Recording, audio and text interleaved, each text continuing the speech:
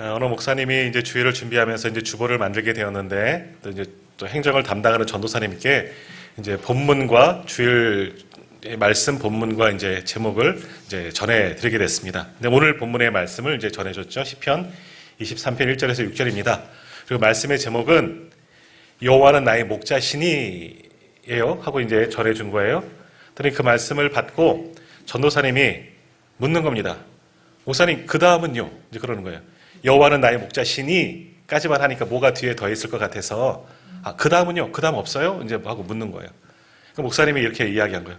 뭐 그거면 됐지 뭐가 더 필요해? 그런 거예요. 그 다음날 이제 주일날 교회 와서 주보를 딱 보았더니 제목이 바뀐 거예요. 제목이 뭐라고 나왔냐면 여호와는 나의 목자시니 그거면 됐지 뭐가 더 필요해? 자기가 한 말을 그대로 다 넣었다는 거예요. 목사님의 말씀은 여호와는 나의 목자시니까지였는데 이제 자기가 그 다음 한 이야기 그거면 됐지 하나님은 나의 목자시면 됐지 그 이상 뭐가 필요하냐 그 이야기를 했는데 이제 전사님은 토시 그대로 이제 받아 적은 겁니다. 근데 제목이 그렇게 나오니까 조금 화도 나고 속도 상하고 근데 가만히 보니까 이게 은혜로운 거예요. 그렇지 않습니까? 여호와는 나의 목자시니 내게 부족함이 없으리로다. 아멘. 하나님이 우리의 목자신데 그거 이상 뭐가 우리에게 더 필요하겠습니까? 그러지 않습니까? 아무것도 필요가 없는 겁니다. 그래서 목사님이 제목이 처음에는 마음에 안 들고 화도 났지만 가만히 제목을 보니까 그게 더 은혜가 되는 거예요. 그렇지. 하나님의 나의 목자신데 그거면 됐지. 뭐가 더 필요하겠어. 그런 마음을 가지고 말씀을 전하다 보니 더 큰 은혜가 끼쳐졌다. 목사님도 은혜를 받고 또 듣는 성도님들도 함께 은혜를 받았다 하는 그런 이야기가 있습니다. 그렇습니다. 하나님을 목자로 삼으면 오늘 우리 찬양대도 찬양했지만 우리의 영혼이 평안함을 얻게 되는 줄 믿습니다. 하나님 한 분이면 정말 만족한 인생을 살게 될 줄 믿습니다. 뭐 그거면 됐지. 더 필요하세요? 더 필요해요 하고 말씀하시는 분이 있어요. 더 필요해요. 그러나 가만히 한번 오늘 말씀 나누시면서 한번 생각해 보십시오. 우리가 만족하지 못하는 것은 반대로 그런 말하면 뭘까요? 하나님을 나의 목자로 삼지 못하였기 때문에 그러니까 부족함이 있고 만족하지 못합니다. 그럼 오늘 이 다윗의 고백, 시편 23편은 다윗의 시인데 다윗의 고백과 같이 여호와는 나의 목자시니 내게 부족함이 없습니다. 여호와는 나의 목자시니 그거면 됐지. 뭐가 더 필요해? 이것이 오늘 저와 우리 성도님들의 고백되기를 간절히 소망합니다. 자, 어느 외국에 있는 한 큰 회사에서 이제 사장님이 갑자기 세상을 떠나게 돼서 새롭게 사장을 이제 모시게 되었는데 후임 사장을 모셔야 하는데 사장을 세우는 기준과 이제 다르게 세웠다는 거예요. 보통은 뭐 부사장이 있고 또 전무가 있고 그런 직책을 따라서 이제 승진하면서 사장이 되어지거나 뭐 사장 가족이라면 거기서 또 사장으로 될 수가 있겠는데 이 회사에서는 아주 큰 기업임에도 불구하고 이번에는 새로운 방법으로 회사를 이끌 그런 사장을 뽑자 하는 의견이 모아졌다는 거예요. 그래서 모든 이 회사, 임원에서부터 직원들까지 지난 몇 년간의 모든 실적과 여러 가지 아이디어 이런 것들을 다 조사해서 가장 뛰어난 일들을 회사에 가장 영향을 끼치는 분을 사장으로 모시기로 전체가 결의하고 다 동의를 하게 된 겁니다. 자, 그 결과 사장이 든 사람이 누구냐면 임원이 아니라 한 젊은 사원이었다는 거예요. 청년 사원이 지난 몇 년 동안 이분이 열심히 또 회사를 위해서 일하고 아이디어를 냈더니 그분 때문에 회사가 많은 이득을 얻게 되었다는 거예요. 그래서 이 사람이 자격이 돼서 이 사람이 이제 젊은 청년이 사원이었다가 사장이 되었다는 겁니다. 자, 개인으로 말하면 이만한 영광이 어디 있겠습니까? 갑자기 출세한 거 아니에요. 사원이었다가 사장이 되었으니 큰 기업의 사장이 되었으니 얼마나 큰 영광이고 굉장히 많이 출세한 겁니다. 근데 이 청년이 처음엔 좋을 줄 알았는데 사장이 된 날부터 고민이 생기기 시작한 겁니다. 사원으로 일하면 내게 주어진 자리에서 최선을 다하면 돼요. 그러면 그렇게 인정받고 회사는 그 인정을 인센티브를 준다든가 이렇게 더 주는 거잖아요. 그거 받으면 만족하며 살아왔는데 갑자기 사장이 되니까 이 회사의 운명이 이제 자기 손에 달린 것 아니니까 하나 결정하는데도 쉽게 결정을 하지 못하는 겁니다.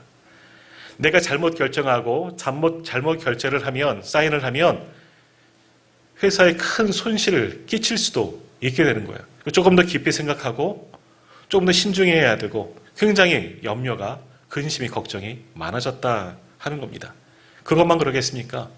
회사가 일만 합니까? 사원들의 복지도 신경 써야 되고 또 사회적인 이미지도 신경 써야 되고 사원 자리에 있을 때는 몰랐는데 사장이 되니까 신경 써야 될 것이 너무나 많아져서 이 사람이 정말 골이 아플 정도였다는 겁니다. 그러니 이런 생각하느라 잠도 못 자고 밥맛도 없고 매일 근심 걱정하다가 시름시름 이제 앓게 되는 거죠. 너무나 힘들어서 그래서 이분이 이제는 병원에 찾아간 겁니다. 더욱이 정신과 찾아가서 자기의 이야기를 떨어놓고 좀 어떻게 하면 조금 방법이 없을까 또 상담까지 이제 받게 되었습니다. 그래서 병식과 의사가 이분에게 이제 이야기를 하는 거죠. 다른 방법은 없고요. 제가 한 분을 소개시켜 드리겠습니다 하는 겁니다. 그래서 찰스 알렌이라는 목사님을 이분에게 소개시켜 드리고 그분을 찾아가서 한번 만나보시고 한번 이야기를 나누시고 상담을 받아보세요 하고 그분에게, 그 목사님께 이분을 보냈습니다. 이제 목사님께 찾아갔습니다. 시간을 내서 이 젊은 청년 사장님이 그 목사님에게 찾아가서 자기의 자초지종을 이야기하고 사장이 된 것들, 사장으로서 얻는 여러 가지 고민들, 힘들어하는 이야기들을 자신의 지금 있는 모든 상황들을 다 그 목사님께 털어놨습니다. 그 이야기를 듣자 목사님이 처방을 내려주시는 겁니다. 자, 이것 한번 실천해 보세요. 자, 사장님, 제가 처방전을 썼는데 오늘 본문의 말씀인 거예요. 시편 23편을 제가 써드렸습니다. 이거를 하루에 5번씩 꼭 읽으세요. 그리고 한번 묵상해 보십시오. 근데 어떻게 읽느냐? 아침에 일어나자 한번, 아침 먹고 한번, 점심 먹고 한번, 저녁 먹고 한번, 저녁에 주무시기 전에 한번 말씀을 꼭 읽고 잠깐만 묵상하며 기도해 보십시오. 이렇게 지내다 보면 아마 이 말씀 때문에 사장님의 질병이 그리고 고민이 다 해결될 겁니다. 그런데 바쁘다는 핑계대고 5번 읽으라고 했으니까 시간 내서 5번 한꺼번에 짧다고 다 읽지 마세요. 아침에 일어나서 가장 그 시간이 좀 여유가 있으니까 아침에 일어나 5번 다 읽고 가지 말라고. 그렇게는 하지 말라는 거예요. 한번 생각해 보시라고요. 약을 먹을 때도 하루에 5번 또는 3번 약을 먹는다 그래도 한꺼번에 그거 다 먹습니까? 안 그러잖아요. 그러니까 아침에 한번 꼭 먹으라는 대로, 점심에 한번, 저녁에 한번, 또는 자기 전에 한번 이런 식으로 이 말씀을 시편 23편을 일어나서 한번, 아침 식사하시고 한번, 점심 식사하시고 한번, 저녁 드시고 그리고 주무시기 전에 꼭 한 번씩 시간에 맞추어서 한 번씩 읽고 잠깐이지만 한번 묵상 해보세요. 제가 한번 시키는 대로 한 몇 주만 그렇게 한번 해보십시오 한 겁니다. 그래서 이 젊은 청년 사장이 여튼 약은 안 주고 말씀을 읽으라니까 이거는 할 수 있을 것 같아서 목사님이 시키는 대로 당부까지 했으니까 그대로 한번 해본 겁니다. 눈 뜨자마자 한번 읽고 아침을 먹고 잠깐 읽고 점심을 먹고도 잠깐 읽고 저녁을 먹고 잠자리 들기 전에도 오늘 본문의 말씀을 읽고 잠깐 묵상하면서 잤습니다. 그렇게 일주일 정도를 보내게 되니까 좀 마음이 평안해지는 것 같아요. 다른 처방은 없습니다. 그리고 밤에도 좀 잠을 잘 수 있게 되는 것 같아요. 그렇게 몇 주 동안 하다 보니까 이제 정말 삶의 의욕도 생기고 정말 마음이 너무 편안해지고 잠을 잘 자니까 밥도 잘 먹게 되었다는 겁니다. 그렇게 마음이 평안해지고 잠을 잘 자고 밥도 잘 먹게 되니까 정신도 건강해지기 시작한 겁니다. 그래서 업무를 생각 보는데도 아이디어가 막 다시금 떠오른 겁니다. 전에는 일에 쫓기고 부담에 쫓겨서 아무 생각도 나지 않았는데 목사님의 처방대로 그대로 한번 실천해 보았더니 마음도 평안해지고 생각도 정신도 평안해지고 일도 잘 되어지고 업무도 평안해지고 회사도 평안해지게 되었다. 그러다 보니 회사가 더욱더 힘있게 정말 발전하고 성장하게 되었다 하는 그런 이야기가 있습니다. 자, 오늘 우리 성도님들 가운데 저도 마찬가지이긴 하지만 혹시 마음에 부담감이 있고 힘듦이 있고 염려가 있습니까? 밤에 잠을 자지도 못해갖고 밥맛도 떨어지고 일할 의욕도 안 나고 사람 만나는 것도 귀찮고 의욕이 없다면 오늘 이 처방전을 한번 저도 드리겠습니다. 한번 오늘부터 한번 실천해 보세요. 식사하시면서 한번 아침, 점심, 저녁 2번 드시면 2번 하시고 읽으시고 아침에 일어나서 또는 주무시기 전에 말씀대로 한번 따라 실천해 보시기 바랍니다. 말씀이 우리를 고치시는 우리를 평안하게 하는 그런 능력을 더하여 주실 줄 믿습니다. 한번 실천해 보시고, 목사님 해봤더니 안 되더라. 그건 어쩔 수 없어요. 하지만 분명히 말씀을 읽는 가운데 하나님께서도 우리에게도 새 은혜와 평강을 허락하여 주실 줄 믿습니다. 왜 그렇습니까? 1절이 바로 해답인 거예요. 우리 1절 말씀 한번 같이 읽어보도록 하겠습니다. 1절입니다. 여호와는 나의 목자시니 내게 부족함이 없으리로다. 아멘. 바로 그렇습니다. 하나님이 나의 목자신데 그거면 됐지. 뭐가 더 필요하겠습니까? 하나님의 목자시니 내 모든 것을 하나님께 맡기라는 거예요. 다시 말하면 1절은 무슨 의미냐? 여호와는 나의 목자시니 내게 부족함이 없으리로다. 여호와는 내 인생의 해답이십니다. 바로 이 이야기인 겁니다. 하나님께 모든 것을 맡기면 염려와 근심과 모든 문제가 사라지게 될 줄 믿습니다. 그럼 오늘 말씀을 한번 실천해 보세요. 하나님께 우리의 모든 것 한번 맡겨 보십시오. 근심, 걱정, 염려 한번 하나님께 다 맡기시고 믿으십시오. 하나님이 나의 목자인데 무슨 염려가 있겠는가? 그 다음 뭐가 더 필요하겠습니까? 믿음으로 말씀을 묵상하며 기도할 때에 이 말씀의 은혜가 오늘 예배하는 저와 우리 모든 성도님들에게도 임하게 될 줄 믿습니다. 그렇습니다. 오늘 다윗은 자신의 인생의 경험을 이야기하는 거예요. 그래서 오늘 시편 23편을 기록한 거죠. 인생의 모든 여정을 돌아보면서 내 인생이 어떤 인생을 살았나? 하나님의 은혜였구나. 하나님의 나의 인생의 목자 되셨으니 부족함이 없는 인생을 살았구나. 이와 같이 고백을 하는 거예요. 그래서 다윗의 첫 번째 고백, 하나님을 나의 인생의 목자로 삼았더니 어떻게 되었다? 부족함이 없다. 이것이 다윗의 고백인 겁니다. 다시 한번 읽어보십시오. 여호와는 나의 목자시니 내게 부족함이 없습니다. 하나님의 나의 목자였기 때문에 나는 부족함이 없는 인생을 살아왔습니다. 그런데 우리의 삶을 한번 가만히 다시 한번 돌아보십시오. 우리 성도님들 부족함이 없는 인생을 정말 살고 계십니까? 우리의 인생 만족하십니까? 네, 말은 안 하고. 그래요. 부족함이 많아요. 만족하지 못해요. 왜 만족하지 못할까? 가만히 생각해보면 없는 게 많아요. 부족한 것이 많기 때문에 그런 것들이 느껴지는 겁니다. 또 여기 뭐니 해도 머니가, 물질이 참 부족하죠. 그래서 어떤 분이 조사를 했다는 거죠. 우리나라 사람들은 어느 정도면 만족하고 어느 정도면 좀 있다 생각하느냐. 전에 한번 보았던 기억이 나는데 한 18억 정도 있어야 된다는 거예요. 18억 좀 있으시죠? 그냥 웃습니다. 그 정도 되면 만족할까? 아니에요. 20억, 100억, 1000억, 1조 이러면 만족할까? 그거 가지고 있는 사람들은 만족할까? 저기 기업 회장님도 만족하지 못합니다. 아니 오히려 골치 아파가며 그렇게 살아갈 겁니다.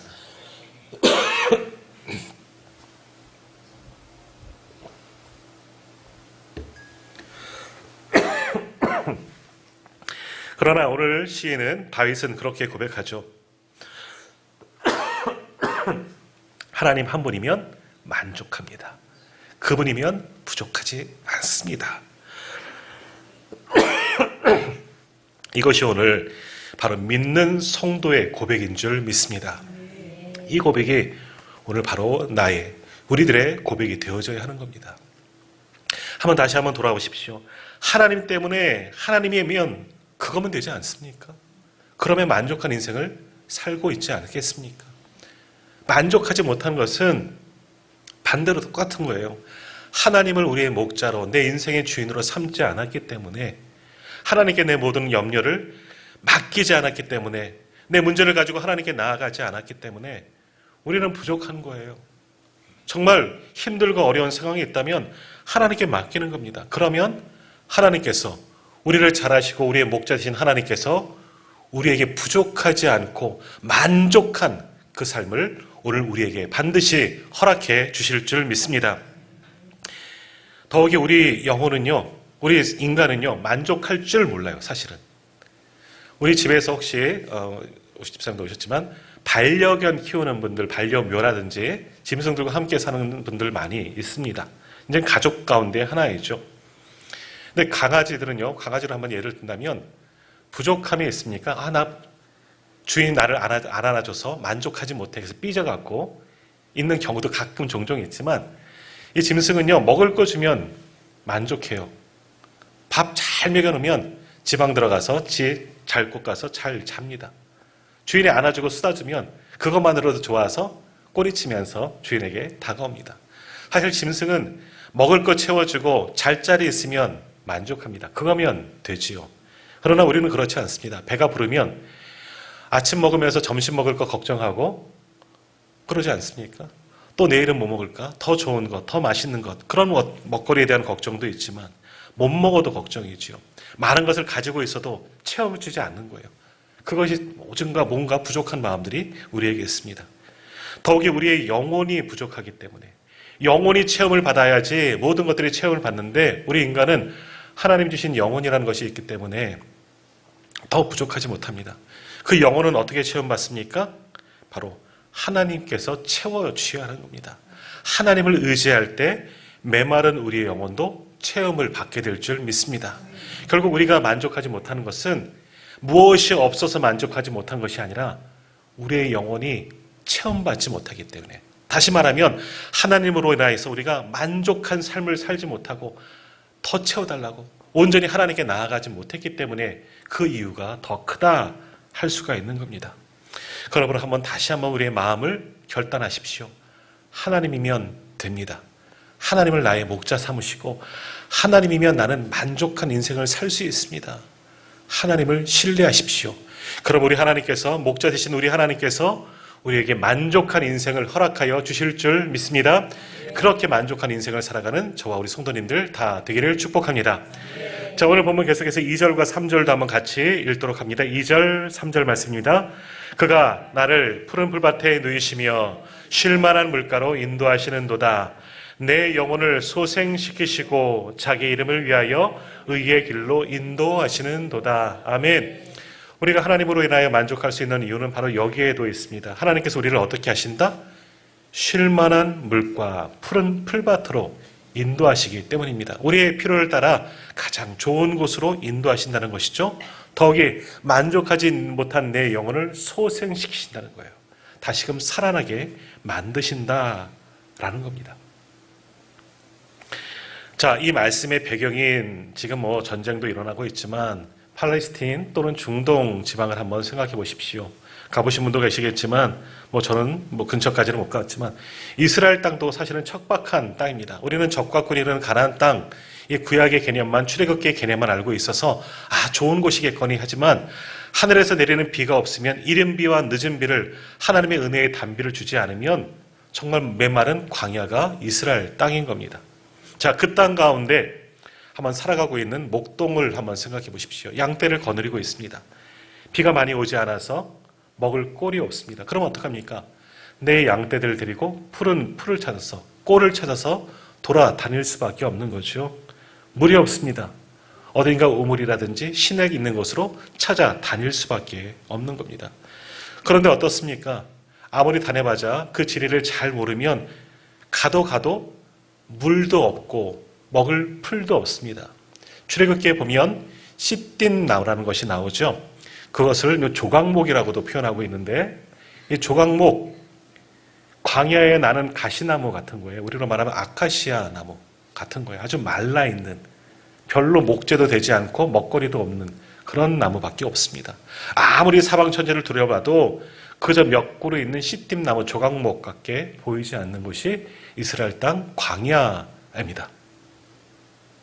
그저 어디 오아시스라도 만나야지 먹을 꼴이나 풀이나 또는 물을 먹을 수가 있겠지만 그런 곳이 사실 드문 곳이 이스라엘 땅이라 할 수 있는 것이죠. 그런데 오늘 말씀해 보십시오. 하나님께서, 목자 되신 하나님께서 어떻게 우리를 인도하신다 말씀합니까? 푸른 풀밭에 우리를 누이신다. 평안하게 먹고 놀고 쉬게 하신다는 거죠. 시원한 쉴만한 물가로 우리를 인도하여 주신다 말씀합니다. 목자 되신 하나님께서 우리를 그러한 곳으로 인도하여 주신다는 거예요. 그러니까 양은 어떡합니까? 목자만 쫓아가면 먹을 게 있고 마실 물이 있는 겁니다. 그렇게 하나님께서 당신의 백성들을 그렇게 인도하신다는 겁니다. 아무리 눈을 천지를 봐도 아무것도 없을지라도 목자만 쫓아가면 풀을 먹을 수 있고 목자만 따라가면 물을 마실 수 있는 만한 곳으로 이끄는 것처럼 우리도 마찬가지예요. 목자 대신 하나님의 인도하심을 쫓고 따라가기만 하면 돼요. 양인 우리가 괜히 풀 찾아서 헤맬 필요가 없습니다. 사실 양은 눈이 좀 침침하다 그러지 않습니까? 그 잘 보이지 않는 눈으로 풀이 어딨나, 먹을 것이 어딨나 헤맬 필요가 없다는 거죠. 그렇게 헤매다가 오히려 늑대를 만나거나 깊은 수렁에 빠질 수가 있다는 겁니다. 할 건 뭐냐? 목자만 따라가면 돼요. 목자만 쫓아가면 돼요. 목자의 인도하심만 가면 되는 겁니다. 그러면 모든 문제가 다 해결되기 때문에 부족함이 없는 인생을 살 수가 있는 겁니다. 자, 오늘 우리도 그렇습니다. 우리는 양입니다. 양처럼 때로는 어리석고 미련하고 눈앞에 보여지는 이익에만 찾아가는 것이 연약한 우리의 인간일 수 있는 거예요. 그러다 보니 내 앞을 가로막고 있는 문제들이 있습니다. 홍해와 같은 큰 강과 같은 바다가 우리 앞을 막고 있고 태산과 같은 큰 산과 같은 문제들이 우리 앞을 가로막고 있습니다. 어디로 가야 할지, 어떻게 건너야 할지 전혀 알지 못하는 문제, 그것들이 우리 앞에 있죠. 어리숙한 양처럼 우리는 그것을 뚫고 갈 수 없고 이길 수 없고 견딜 수가 없어서 넘어질 때가 얼마나 많이 있습니까? 그러나 목자만 쫓아가면 되는 거예요. 목자의 인도하심을 쫓아가면 그런 것이 다 문제거리가 되지 않는 거예요. 목자를 쫓아가면 그저 목자는 우리에게 먹일 푸른 풀밭이 있는 곳으로, 쉴 만한 물가가 있는 곳으로 우리를 반드시 인도해 주시는 줄 믿습니다. 그럼 내 앞에 있는 문제, 내 앞에 있는 염려 때문에 고민하지 마시고요. 그것 바라보시면 목자를 놓쳐버리고 맙니다. 그런 문제의 바닷속에 빠져버리는 것이죠. 문제의 깊은 숲에 갇혀버리고 마는 겁니다. 그럼 어떻게 됩니까? 목자만 보면 돼요. 목자만 따라가면 되는 겁니다. 목자 곁에만 있으면 살게 되는 겁니다. 그러면 오늘 주신 이 말씀과 같이 우리의 영혼이 소생되어지는 그런 놀라운 은혜를 얻게 될 줄 믿습니다. 오늘 목자만 따라가고 목자만 쫓고 푸른 풀밭 쉴 만한 물가를 경험하는 저와 우리 모든 성도님들 다 되기를 주님의 이름으로 축복합니다. 자, 계속해서 4절 말씀 우리 같이 읽겠습니다. 내가 사망의 음침한 골짜기로 다닐지라도 해를 두려워하지 않을 것은 주께서 나와 함께 하심이라. 주의 지팡이와 막대기가 나를 안위하시나이다. 아멘.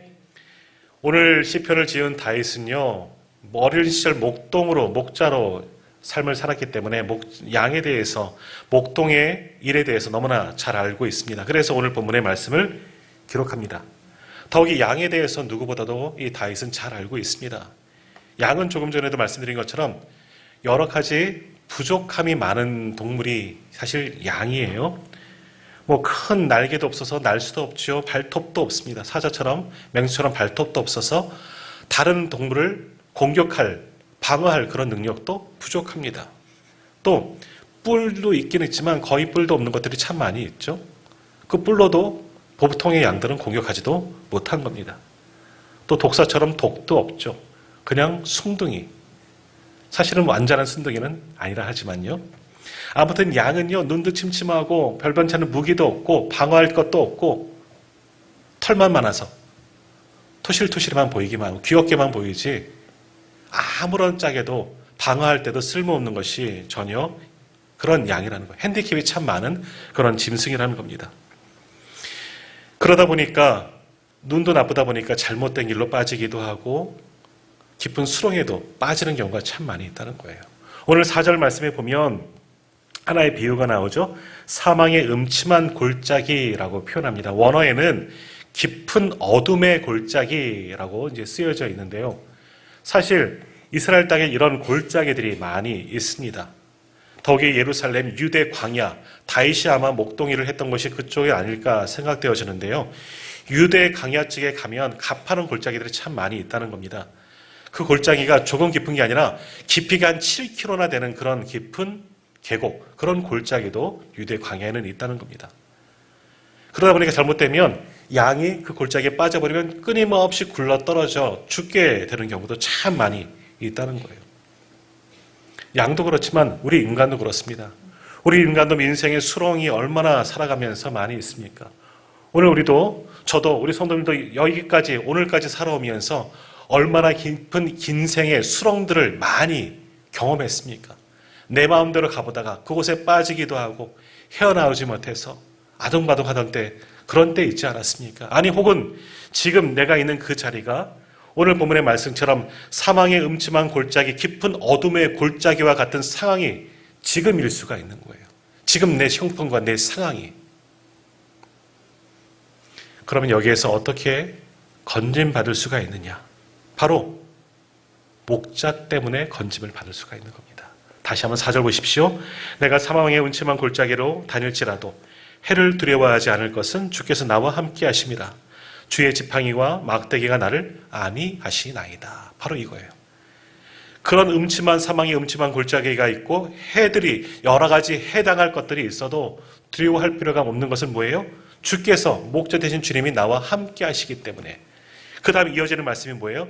주의 지팡이와 막대기. 이 말씀 여러 번 드렸지만 여기서 말하는 지팡이와 막대기는 같은 것 같지만 같은 것이 아닙니다. 지팡이는요, 우리가 흔히 알고 있는 이스라엘 백성들의 지팡이 하면 끝에가 이렇게 구부러진 긴 지팡이를 이야기합니다.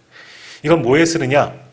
목자의 지팡이가 사실은 구부러진 것으로 딴 데 간 양들, 이런 구덩이에 빠진 양의 목을 딱 구부러진 것으로 걸치는 거예요. 그리고 잡아당기면 되는 겁니다. 그러니까 목자가 있으면 내가 구덩이에 빠져도 목자가 쑥 건져주면 되는 겁니다. 그러니까 목자가 있으면 안전하게 되는 거죠. 막대기는 뭡니까? 맹수와 싸우는 막대기, 몽치, 무기예요. 목자의 막대기는 허리춤에 꽂고 다니는 짧은, 우리로 말하면 곤봉 같은 겁니다. 늑대나 일이나 이런 것들이, 맹수들이 오면 목자는 내 양을 지키기 위해서 막대기를, 이 곤봉을 꺼내 들고 싸우는 겁니다. 그러니까 목자 옆에만 있으면 안전해요. 양 스스로는 싸울 수 없지만 목자가 있으면 목자가 대신 싸워주는 겁니다. 그러니까 우리 인생에도 마찬가지죠. 사망의 음침한 골짜기와 같은 여러 가지 힘들고 어려운 문제가 있어도 목자 되신 주님 곁에만 있으면 보호를 받는 겁니다. 주의 지팡이와 주의 막대기가 나를 안위하십니다. 안전하고 평안하게 지켜주신다 말씀합니다. 그러므로 목자 되신 하나님만 신뢰하면 되는 겁니다. 의지하면 되는 거예요. 주님이 나를 지키시고 보호하여 주실 줄 믿습니다. 사망의 음침한 골짜기, 우리 앞에 그런 첩경들이 많을지라도 전혀 문제될 거 아니에요. 하나님이 다 이끌어 주시기 때문에, 목자 되신 우리 여호와 하나님께서 우리를 인도해 주실 것이기 때문에 주만 믿고 따라가시길 바랍니다. 그러면 평안한 길로 인도해 주실 줄 믿습니다. 자, 마지막 5절과 6절도 한번 같이 읽겠습니다. 5절, 6절입니다. 주께서 내 원수의 목전에서 내게 상을 차려주시고 기름을 내 머리에 부으셨으니 내 잔이 넘치나이다. 내 평생의 선하심과 인자하심이 반드시 나를 따르리니 내가 여호와의 집에 영원히 살리로다. 아멘. 자, 여기에서 이제 예전에 이 상이 뭘까라는 그런, 어렸을 때는 고민을 참 많이 했습니다. 상이 뭡니까? 밥상입니다. 밥상. 잔치상인 겁니다. 근데 말씀을 한번 잘 보십시오. 주께서 내 원수의 목전에서 내게 상을 차려주셨다. 원수의 목전에서 좋은 기름진 밥상을 차려주셨다는 거예요. 자, 이 말의 의미는 뭐냐? 사실 여기서 말하는 원수는 내 대적이에요. 대적과 싸워서 그들을 이기고 포로로 잡아온 겁니다. 내 원수가 싸워서 이기고 내 앞에 포로로 잡혀 있는 겁니다. 묶여 있는 겁니다. 그 앞에 잔치상, 승전한 사람들을 위한 잔치상을 잘 차려놓고 내 원수가 보는 앞에서 그것을 맛있게 먹는 겁니다. 이것을 한번 생각해 보십시오. 하나님을 의지하면 하나님께서 우리를 원수 사단 마귀로부터 이기게 하시고 그들을 굴복시키고 그들이 배가 아플 정도로 기름진 상, 풍성한 창을 차려주시고 그 앞에서 우리를 먹여주신다 하는 거예요. 원수들은 얼마나 배 아프겠습니까? 얼마나 속상하겠습니까? 그렇게 하나님께서 우리를 이기게 하신다. 그러니까 다시 말하면 이건 뭡니까? 우리를 하나님 나라의 최고로 높여주신다는 거예요. 우리 앞에 놓인 전도대상자, VIP라고 표현하죠. 다시 말하면 원수의 목전에서 내게 상을 차려주신다는 것은 내가 어떻게 된다? 하나님 나라의 뭐가 된다? VIP가 되는 겁니다. 귀빈이 되는 거예요. 하나님께서 우리를 그렇게 높여주신다 하는 말씀이에요. 그러면서 기름을 내 머리에 부으셨으니 내 잔이 넘친다 말씀하지 않습니까? 기름은 아무나 발라주는 것이 아니에요. 가장 귀한 손님에게 발라주는 것이고, 이스라엘 사람들은 기름 부음 받는다. 그리스도, 메시아, 이것과 연관 지어지지만 누가 기름 부음 받습니까? 왕, 선지자, 제사장, 이스라엘 백성들 가운데 가장 높임을 받는 사람들이 머리에 기름을 부음 받는 거예요. 그러니까 하나님께서 당신의 양떼들에게 그와 같은 은혜를 주시는 겁니다. 머리에 기름 부어주시면서 가장 높여주신다는 거예요. 원수를 이기게 하시고 4절처럼 주의 지팡이와 막대기로 나를 안위하셔서 마침내 원수 앞에 원수를 이기게 하셔서 그 앞에 상을 차려주시고 기름을 부어주셔서 가장 높은 사람으로 높은 자리로 올려주신다. 바로 그것이 5절의 말씀인 겁니다. 바로 하나님 나라의 VIP로 그렇게 하나님께서 우리를 최고로 높여주신다. 어떠한 사람들을? 다시 1절이죠. 여호와를 나의 목자로 삼는 사람들. 그리고 그러한 사람들을 결국 어떻게 하시느냐? 6절 끝에 뭐라고 말씀합니까? 반드시 나를 따르리니 내가 여호와의 집에 어떻게? 영원히 살리로다. 아멘. 하나님의 집에서 영원히 사는 그런 은혜를 우리에게 덧입혀 주실 줄 믿습니다. 누가 이러한 은혜를 받습니까? 다 제쳐놓고 바로 나입니다. 오늘 우리 배하는 우리가 그러한 은혜를 받게 될 줄 믿습니다. 그러한 우리는 누구예요? 여호와를 목자로 삼은 우리인 거예요. 그러니까 여호와는 나의 목자시면 됐지. 더 이상 뭐가 필요하겠습니까? 그러므로 오늘 말씀을 한번 깊이 기억하십시오. 하나님이면 됩니다. 더 이상 뭐가 필요하겠습니까? 다른 염려, 근심 다 버려버리십시오. 오늘 주신 처음 드린 예화처럼 이 말씀을 오늘 하루 5번씩 한번 묵상해 보십시오. 그리고 하나님이면 만족합니다. 이것이 우리의 믿음의 고백이 되어 보십시오. 그러면 그 하나님의 은혜로 이 땅에서 사는 동안에도 모든 문제가 사라지게 될 줄 믿습니다. 그리고 마침내 원수를 이기고 그 앞에서 상을 받고 기름 부음까지 받고 영원한 하나님의 나라에서 영원히 거하게 될 줄 믿습니다. 그 은혜를 받아 누리는 저와 우리 모든 성도님들이 다 되시기를 주님의 이름으로 축복합니다. 기도하겠습니다. 하나님,